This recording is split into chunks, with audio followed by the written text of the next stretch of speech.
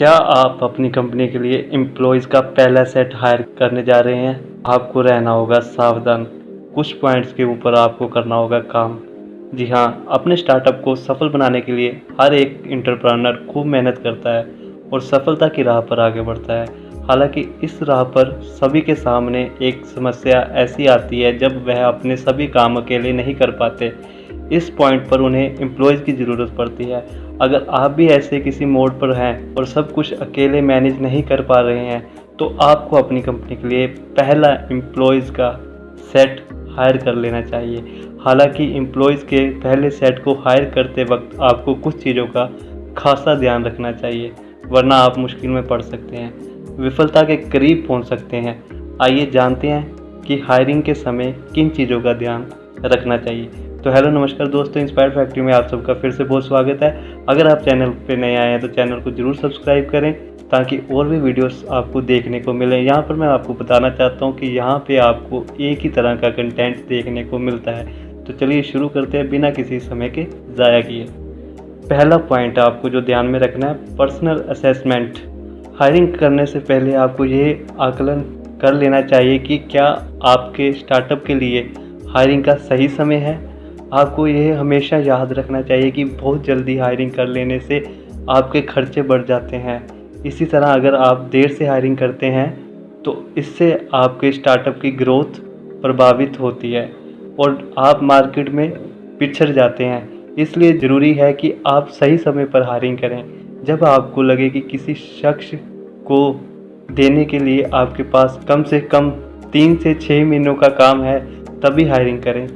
इससे कम समय के लिए किसी को हायर करने से आप पर व्यर्थ ही खर्चे का बोझ बढ़ जाएगा।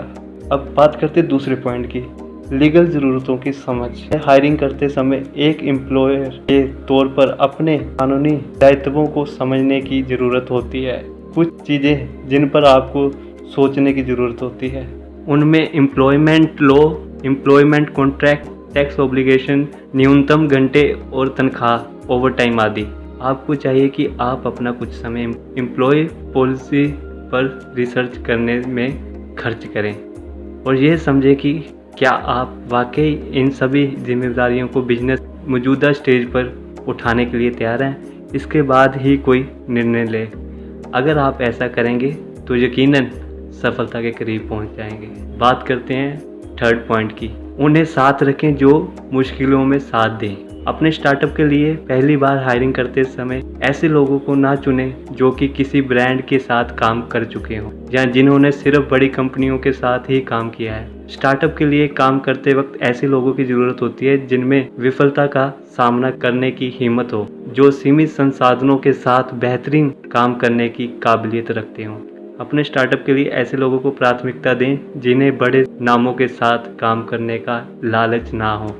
ऐसे लोगों को साथ लेकर चलें जो बेहतरीन काम करना चाहते हों, ना कि बड़े ब्रांड के पीछे भागें। जो आपका मुश्किल समय में साथ दे सकें उन्हें ही चुनें। ये एम्प्लॉयज़ बड़े ब्रांड के साथ काम करने के लिए लालची नहीं होंगे, आपके स्टार्टअप और आपका साथ नहीं छोड़ेंगे। बात करते हैं थर्ड पॉइंट की, विविधता। अपने स्टार्टअप के लिए हायरिंग करते वक्त आपको पहले कुछ काम स्पष्ट रूप से पता कर लेने चाहिए।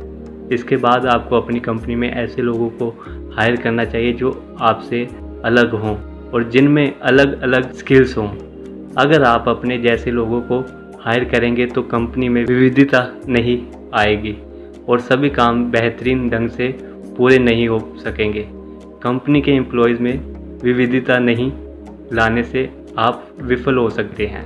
बात करते हैं फोर्थ पॉइंट की, सीटीसी। हायरिंग करते वक्त सीटीसी का भी ध्यान जरूर रखें। हर पोजीशन के लिए सैलरी बैंड तय कर लें और उसी पर कायम रहें। उस पोस्ट के हर एम्प्लॉय को तय सैलरी ही दें। स्टैट्यूटरी फ़ायदे को सीटीसी का हिस्सा मानें। ऐसा करने से भविष्य में आपके ऊपर अतिरिक्त भार नहीं पड़ेगा और आप अपनी कंपनी को सफलता की ऊंचाइयों तक आराम से ले जा सकेंगे।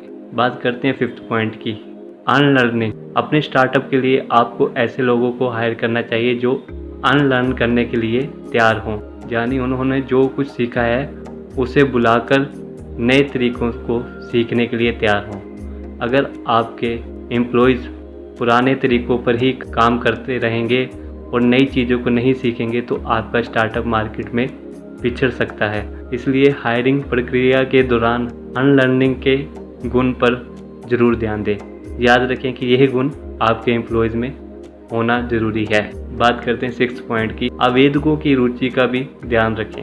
हर कोई पेंशन की वजह से नौकरी नहीं करता।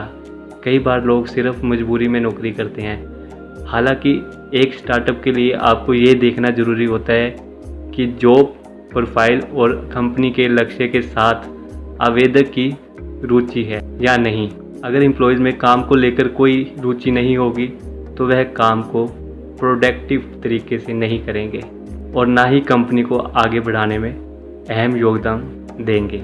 इसलिए ज़रूरी है कि आप किसी भी आवेदक को अपनी कंपनी में नौकरी देने से पहले उसकी रुचियों, पेंशन आदि के बारे में ज़रूर पूछ लें और सिर्फ उन्हीं लोगों को हायर करें जो आपके काम में प्रोत्साहित हो ताकि आपकी कंपनी को आगे ले जा सके। जब आपके एम्प्लॉयज़ दिल से अपना काम करेंगे तभी वह अपना 100% दे सकेंगे और काम को बेहतर बना सकेंगे। तो इन 6 पॉइंट्स पर हमें ध्यान देना होता है जब हम अपना एक नया स्टार्टअप शुरू करते हैं। तो आशा करता हूँ वीडियो आपको पसंद आई होगी। वीडियो कैसी लगी कमेंट करके ज़रूर बताना। अच्छी लगी तब भी करना, नहीं लगी तब भी करना। अगर आप चैनल पे नए हैं तो चैनल को ज़रूर सब्सक्राइब करना। Thank you so much for watching this video. मिलते हैं अगली वीडियो में।